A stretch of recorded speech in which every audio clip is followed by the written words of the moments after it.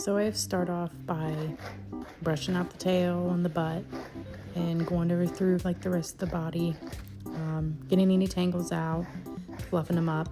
I don't trim any of Charlie's body hair for the simple fact that he has really thin fur as it is. So I kind of tend to like that natural look on him. Brushing out his arm hair and preparing him to do his nails, giving him some lovin's. I prefer to do my dog's nails when they're on the ground. I use a Dremel.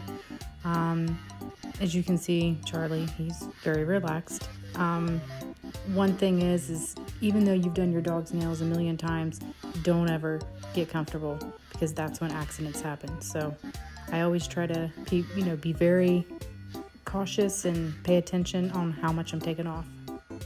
Now I'm brushing the paw fur up to get all the little scragglies out from in between his toes so I can trim them up.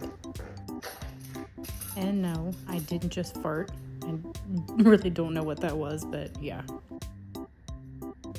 And you can see he's super relaxed. I think at this point he was actually asleep. I like to use my curved shears on their feet. I just think it works so much better.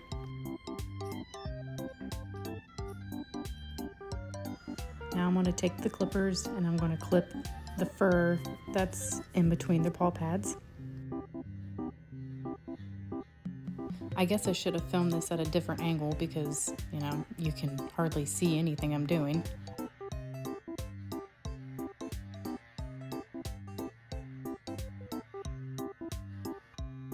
I do go in at different angles just to make sure that I'm getting it all.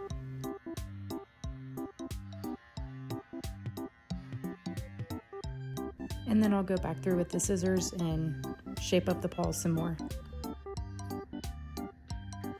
Now I'm going to trim around the ear canal. This is a good thing to do if you have a golden retriever or any type of dog that gets ear infections. It helps to debulk the fur around the ear so that way the ear can breathe easier. After I'm done doing all this, I do clean out their ears and I do a rinse in their ear just to make sure there's no dirt and debris that went down into the ear canal.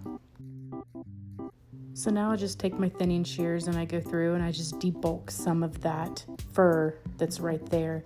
I don't take a whole lot off because I like the way it looks better. But I get enough off to where it helps. So then I'm going to take his ear and I'm going to trim any of the little excess hairs around the rim of his ear.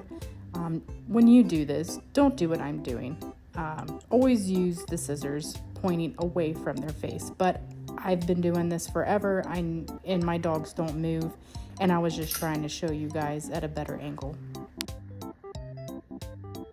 Now I'm going to take different thinning shears and I'm just going to kind of go around the edges of that ear to help blend it in better. And he's all done.